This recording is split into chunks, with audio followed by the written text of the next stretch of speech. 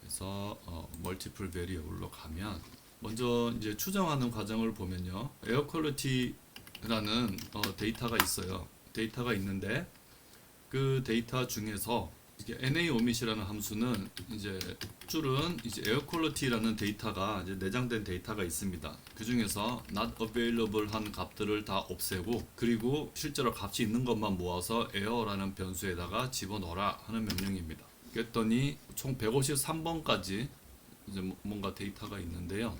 보니까 오존, 그 다음에 뭐 솔라는 태양과 관련된 것 같고, 윈드는 바람, 템프는 아마도 템퍼러처 같습니다. 그리고 월과 일이 있는데 5월에 대해서 1, 2, 3, 4 이런 식으로 맨 오른쪽에 보면은 이제 시간이 지남에 따라서 이 앞에 세 가지 값을 조사한 데이터구나 하는 걸 알 수가 있습니다. 그의 스트럭처를 보면은 총 데이터가 111개 오브저베이션이라고 되어 있죠. 끝번호가 153번인데 중간중간에 지금 빠진 겁니다. 왜냐하면 그 NA를 오밋 해줬기 때문에. 중간에 4개 변수 중에 어느 하나라도 값이 비어 있으면 그 행을 다 없애주는 게 이제 NA 오밋입니다. 그렇게 만든 다음 저기다가 1부터 111까지의 이제 t라는 변수를 하나 만들어서 붙여줬습니다. 그리고 그걸 이제 타임 시리즈 데이터로 만들었습니다. 그리고 그림을 그려보면 이렇게 기본적으로 다 그려주죠. 그래서 브러처는 모습이 이렇고, 바람은 이렇고, 하나씩 각 변수마다. 그 다음에 month나 day는 당연히 그림이 이렇게 생겼겠죠. 그리고 뭐 t는 우리가 1부터 110까지 줬으니까 그냥 상승하는 이제 모습을 보이고 있습니다. 그리고 요 그림들을 이제 하나에다가 그리고 싶다. 뒤에 있는 3개 변수는 시간과 관련된 변수 빼고 진짜 우리가 관심 있는 변수 4개만 모아서 한 그래프에다가 겹쳐 그리고 싶다 하면은 이제 싱글이라는 아규먼트를 주면 이렇게 한 그림으로 볼 수도 있습니다. 이건 앞에서 설명했죠. 저거 가지고 이제 타임 시리즈 분석할 때 우리가 앞에서 봤던 여러 가지 변수들 간의 관계, 이 중에서 종속 변수와 설명 변수를 정해서 그것들 간의 관계를 우리가 따져보고 싶습니다. 지금 실제로는 밑으로 내려갈수록 시간이 이제 점점 뒤로 가는 그런 데이터의 속성을 갖고 있지만, 모형 자체는 뭐 횡단면 회귀 분석할 때나 마찬가지죠. 가로사로 2차원의 데이터 모양을 보이고 있습니다.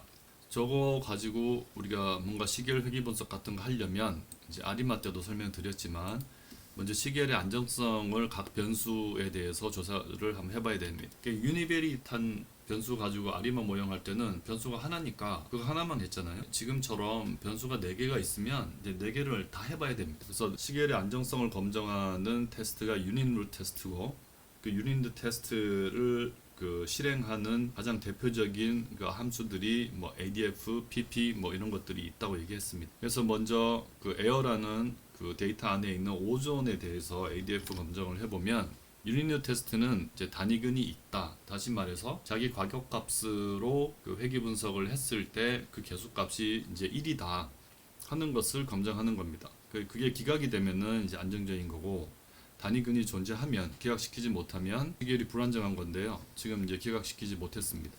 그러니까 불안정한 시계열이라는 거죠. 여기 이제 PP 테스트를 해봤더니 이번에는 안정적인 거로 나왔습니다. 그래서 보통은 ADF하고 PP 두 가지 분석을 다 한 다음에 하나라도 불안정하게 나오면 이건 불안정한 시계열이라고 보는 게 좀 더 보수적입니다. 그 다음에 이제 솔라 R이라는 변수는 ADF에서도 안정적, 이제 요 p-밸류를 보고 판단하면 됩니다. 그 다음에 pp 테스트에서도 안정적, 그 다음에 윈드는 역시 둘 다 안정적이라고 나오네요. 그 다음에 이제 템퍼러처 같은데 저거는 보니까 불안정하게 나왔습니다. pp 테스트에서도 당연히 pp 테스트는 안정적이라고 나왔네요. 그러니까 지금 솔라하고 윈드 두 개는 안정적 시계열이고, 오존하고 템프는 이제 ADF에서는 불안정, PP에서는 안정이라고 나오긴 했는데, 일단 보수적으로 저 두 변수는 불안정한 시계열로 판단하겠습니다.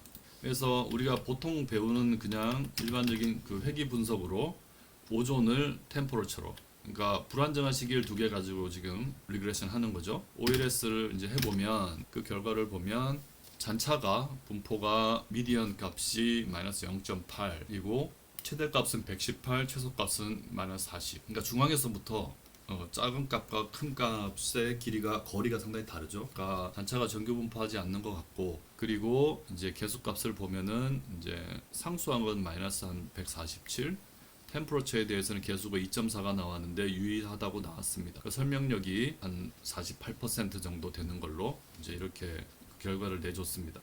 근데 이제 우리가 이 분석 결과를 그대로 믿어도 되나 할 때 지금 저 두 시계열이 둘 다 불안정한 시계열이잖아요. 근데 그때는 불안정한 시계를 가지고 두 개를 가지고 회계 분석을 하면 실제로는 두 변수 사이에 관계가 없지만 마치 관계가 있는 것처럼 그 시계열의 불안정성 때문에 관계가 있는 것처럼 보이는 그런 spurious regression이라는 현상이 발생할 수 있다라고 보통 얘기를 합니다. 그 가성회귀라고 번역을 하는데요. 그래서 지금 유의하게 나왔지만 저기에는 그 spurious한 편익이 발생할 수 있기 때문에 우리는 차분을 해가지고 다시 한번 해보겠습니다. 그 오존을 이라는 변수를 한번 차분해서 이제 ADF를 구해보면 이제 안정적 시계열이 됐잖아요. 단위근이 존재한다는 기무가설을 기각시키고 있습니다. 그래서 보통 불안정한 시계열에 대해서 안정화시킬 때 우리가 제일 많이 하는 게 차분입니다. 디퍼런스를 하는 거죠. 그 다음에 PP도 해보면 당연히 이제 안정적으로 나오겠죠. 템프 같은 경우도 차분하면 안정화됩니다. 예, 그랬을 때는 안정화시킨 변수 두 개 가지고 회귀 분석을 하는 게 그 결과를 훨씬 더 신뢰할 수 있습니다. 예, 그랬을 때 보니까 상수항은 의미가 없어졌지만 이 두 변수의 디퍼런스 간에는 이제 유의한 차이가 이제 있는 걸로 여전히 나왔습니다. 이 결과를 더 믿을 수 있는 그러니까 위에서는 그냥 차분하지 않은 값을 수준값이라고 보통 부르거든요. 그 레벨 값이라고 그 수준값을 갖고 그냥 회귀 분석을 하면 해석하기는 훨씬 좋습니다. 그러니까 이게 만약에 기온이라고 그냥 섭씨라고 가정해보죠. 실제로 그 데이터의 내용은 이제 헬프를 통해서 보면 더 자세하게 알 수 있는데 그냥 귀찮으니까 이걸 온도라고 하고 저 종속 변수 오존량이라고 하겠습니다. 그래서 온도가 1도 올라갈 때마다 오존량이 2.4 단위는 모르겠지만 2.4만큼 커진다 하는 식으로 그냥 해석을 하면 됩니다. 하지만 이 결과를 우리가 신뢰할 수 없기 때문에 한번 차분을 해가지고 했더니 이제 이 결과가 나왔죠. 그러면은 이건 역시 이제 2.12하고 값은 비슷하지만 이제 그 값은 비슷하게 유의하게 나왔어요. 하지만 해석할 때는 주의를 해줘야 됩니다. 그냥 1도 올라가면 오존이 2.12만큼 많아진다가 아니고 템퍼러처의 디퍼런스가 차분한 값이 1 커졌을 때 오존량을 차분한 값이 2.12만큼 커진다. 이렇게 해석을 해줘야 됩니다. 그러니까 뭐 그 변수 자체가 회귀 분석하는데 필요한 조건을 만족시키지 못하면 그 변수를 이제 조건을 만족시킬 수 있게 가공해서 회귀 분석을 하면 되고요. 다만 가공을 한 만큼 해석할 때는 이제 거꾸로 풀어서 해석을 해줘야 되는. 사실 그렇게 가공을 한번 할 때마다 이제 해석도 불편해지고 정보 유출도 생기기 때문에 애초에 데이터가 깔끔하면 제일 좋습니다. 하지만 문제 있는 데이터로 억지로 회귀 분석하는 것보다는 이렇게 해석이 좀 귀찮아지더라도 디퍼런스를 해가지고 하는 게 이제 더 옳습니다. 이렇게 아까 윈드하고 솔라 같은 경우는 둘 다 안정적 시계였기 때문에 그냥 이렇게 해서 이 관계를 해석을 해도 됩니다. 보면은 이제 윈드에 대한 솔라의 개수값은 거의 0에 가깝고 이게 이제 0과 차이가 나냐 검증했을 때 차이가 없다고 났으니까 두 변수 사이에는 별 인과관계가 없는 것 같습니다. 그러면은 우리가 설명 변수를 세 개를 다 집어넣어 가지고 이제 말 그대로 멀티플 리그레션이죠. 그거를 한번 이제 해보자 했을 때 원래 있는 이 값들을 그냥 집어넣으면 그걸 이제 P4에다가 저장을 했는데요. 뭐 이렇게 세 개의 변수가 다 유의하고 각각 어떤 값을 가진다 하는 결과가 나왔어요. 하지만 이 결과를 우리가 그대로 신뢰해서는 안 된다는 걸 우리는 알고 있습니다. 왜냐하면 안정적이지 않은 시계열이 두 개나 들어가 있기 때문에. 그래서 오존하고 이제 템퍼러처, 템프 두 개는 이제 디퍼런스를 해서 넣겠습니다. 근데 디퍼런스를 하면 두 기간 사이 값의 차이를 계산하는 거기 때문에 개수가 하나 줍니다. 무슨 말이냐면 너무 당연한 얘기인데 여기서 지금 위에 타임 포인트가 하나, 둘, 셋, 넷, 다섯, 여섯, 일곱 개를 우리가 조사를 했다. 이게 원래 이제 레벨 값입니다. 그러면은 우리가 한 번 그 디퍼런스를 한 번 했다. 그러면은 이렇게 차이를 구한다는 거거든요. 요 두 이전 값과 이후 값의 차이만으로 하나의 시계열을 만들어낸 게 이제 디퍼런스 한번 한 값입니다. 그러면 당연히 개수가 한 개 줄겠죠. 하나 감소합니다. 타임 포인트가. 그리고 2차 차분이다 라고 얘기하는 거. 아까 I2 시계열이다 이러면은 차분을 두 번 해야 안정화된다고 그랬잖아요. 그거는 얘를 한 번 더 차분화를 하는 겁니다. 차분 값을. 그러면은 또 하나 줄겠죠. 그러니까 차분을 할수록 이제 데이터 소실이 생깁니다.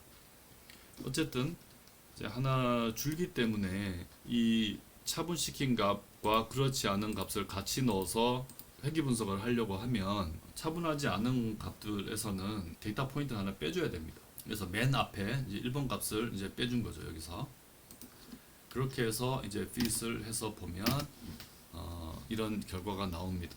그래서 이거 가지고 해석을 해주는 게 훨씬 맞죠. 그래서 오존의 어떤 차분값에 대해서 솔라는 어떻게 영향을 미치고 윈드는 어떻게 영향을 미치고 템프의 차분값은 어떻게 영향을 미친다 하고 얘기를 해야 됩니다. 유의한 변수가 아까 이제 솔라가 유의하다고 이렇게 나왔었는데 그 유의성이 사라졌죠. 여기서 이제 spurious한 regression 현상이 발생했던 겁니다.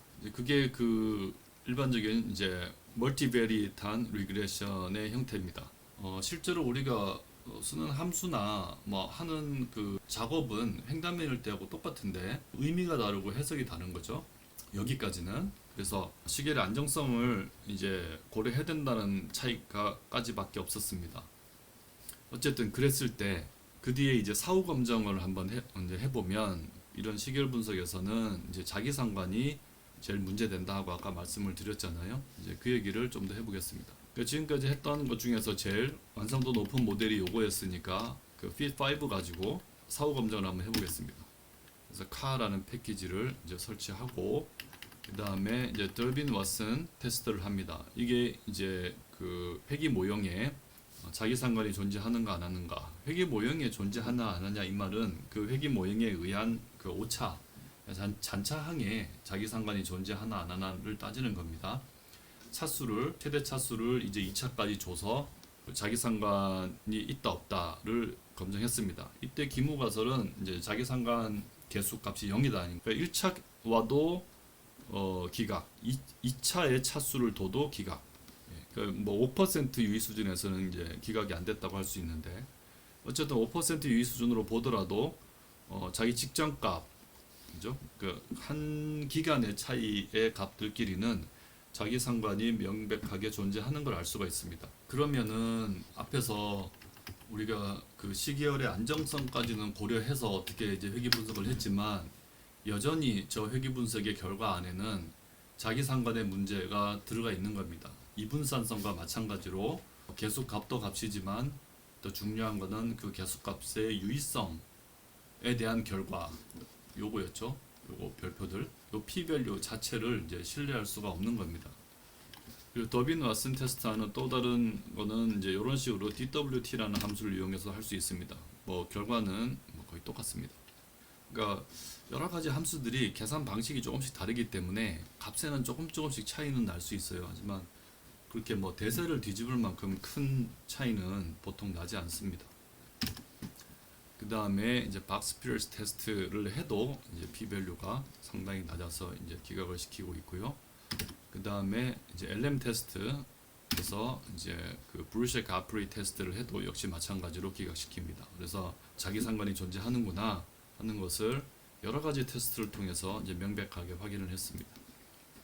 그리고 회귀 분석했으면은 우리가 주로 해보는 게 이제 잔차가 정규 분포 하나 하는 거 보는 거죠. 보니까 정규 분포 한다는 성질도 기각이 됐고요. 그 다음에 뭐 이러저러한 그 여러 가지 이제 잔차와 관련된 그 검증을 한 번에 해주는 게 이제 체크 레지듀얼이었죠. 이거를 이제 해봐도 우선 그 시리얼 코릴레이션 또는 오토 코릴레이션 같은 말입니다. 그 계열 상관 또는 오토 코릴레이션은 자기 상관이라고 부르는데 두 개는 같은 말입니다. 그래서 여전히 자기 상관이 존재하고 레지듀얼은 뭐 이렇게 생겼고 이제 ACF 값을 보여주고 있고 그다음에 이게 정규 분포성도 이제 그림으로 좀 보여주고 있습니다. 저건 앞에서 이제 해봤던 거고요. 그러면은 이제 이런 경우에 우리가 어떻게 해야 되느냐면 역시 그 이분산성에 대해서 우리가 WLS와 같은 그 GLS를 했던 것처럼 그러니까 WLS는 이제 가중 최소 자승법입니다. Weighted Least Square고요. GLS는 이제 일반화 최소 자승법입니다. Generalized Least Square인데요. 그 Generalized Least Square 안에 종류가 굉장히 많은데 그 중에서 이제 WLS가 이분산성에 대응하는 그 방법으로 사용된다고 이미 앞에서 소개를 드렸는데 그 외에 이제 자기 상관성에 대응하는 그런 모형으로서의 이제 GLS 안에 이제 프레이스 윈스턴, 뭐 코크란 올컷 뭐 이런 모형들이 있습니다. 그게 다 사람 이름인데요. 사용법 위주로 설명드릴게요. 그 LM 함수는 뭐 diff라든지 이런 그 함수를 이용해서 시행을 할 수가 있는데 그 프레이스 윈스턴이나 이런 걸 하려면은 저 함수들은 이 함수식 안에서 다른 함수를 이제 쓸 수가 없습니다. 그래서 그걸 계산해서 변수를 따로 만들어 줘야만 이제 시행을 할 수가 있습니다. 그래서 5조는 우리가 한번 차분하기로 했으니까 그걸 5조 D 안에다가 넣고, 그 다음에 템프도 한번 차분해주고, 솔라는 한 값만 빼면 되고, 윈드도 한 값만 빼면 되고요. 그 다음에 이제 타임을 역시 똑같이 넣어주고, 그 다음에 이제 그걸 다 묶어가지고 하나의 데이터 프레임으로 만들었습니다. 그래서 프레이즈 윈스턴이라는 이제 모형을 시작하려면은 프레이즈라는 패키지를 라이브러리 해줘야 되고요. 프레이즈 윈스턴이라는 명령 안에 회기식 넣고 데이터 넣고 그 다음에 이제 인덱스, 이 인덱스가 시간입니다. 인덱스는 t다 하는 변수명을 지정해서 시행을 그냥 해주면 됩니다. 네, 그런 다음에 그 이제 서머리를 해보면 이렇게 결과가 나왔습니다. 그래서 오토 코릴레이션이 존재했기 때문에 우리가 이제 프레이스 윈스턴이라는 방법을 썼는데, 그게 이제 AR1 코에피션트 한번 자기 과거 값을 넣어가지고 회귀 분석을 하는 이제 그런 개념이거든요. 수식으로 설명은 하지 않겠지만 그걸 돌려서 이제 이분산성, 자기 상관성을 고려한 결과 솔라는 여전히 유의성이 낮고 윈드도 5% 수준에서는 유의성이 없는 걸로 나왔습니다. 그리고 이제 템프만이 유의한 걸로 그렇게 결과가 나왔네요. 요게 이제 자기 상관성까지 고려한 회귀 분석입니다. 하지만 이 방법으로도 그렇게 깔끔하게 모든 게 해결된 것 같지는 않습니다. 왜냐하면 지금 더빈 왈슨 같은 이 값을 보면은 이게 2에서부터 상당히 멀어져 있잖아요. 오리지널이 2.69인데 아직도 2.29 정도니까 얘가 오창 또는 잔창을 갖고 분석을 했을 때 자기 상관이 전혀 없다고 나올지는 조금 의문스럽습니다. 그래서 체크 레지듀어를 한번 해보면 그 코릴레이션이 제로라는 게 여전히 기각이 되네요. 그냥 OLS를 하는 것보다는 낫겠지만 그래도 이제 완전히 자기 상관성이 없어지지는 않았다 하는 걸 알 수가 있고요. 프레이즈 윈스턴하고 비슷한 게 이제 코크란 올컷이라는 방법도 있는데요. 이거는 이제 함수 자체가 사용법이 그 LM으로 OLS를 한번 한 다음에 그 결과를 여기다 넣게 되어 있습니다. 어쨌든 이제 올컷이라는 패키지를 라이브러리 해서 시행을 해보면 뭐 그 결과는 비슷하게 나옵니다. 요것도 체크 레지듀얼 하면은 여전히 이제 자기 상관성의 문제를 좀 갖고 있는 걸로 이제 나오는데요. 원래는 코크란 올컷 모형이 먼저 나왔고 차분시켜가지고 개수값을 구해내는 이제 그런 방법으로 이제 먼저 나왔고, 저걸 하다 보면은 맨 첫 번째 이제 데이터 포인트가 사용할 수 없는 이제 그런 문제가 있으니까 그걸 좀 개선한 게 프레이즈 윈스턴입니다. 그래서 이 둘은 뭐 거의 비슷한 모형인데 좀 더 개선한 게 프레이즈 윈스턴이기 때문에 보통 자기 상관 문제가 발견이 되면 프레이즈 윈스턴 모형으로 대응을 많이 합니다. 그래서 지금까지 멀티베리탄 그 시계열 데이터들을 가지고 우리가 뭔가 회귀 분석을 한다. 그것은 어떤 하나의 시계열은 종속 변수고 나머지 시계열들은 독립 변수 또는 설명 변수다 라고 보고 그 인과관계를 우리가 이제 따지는 거죠.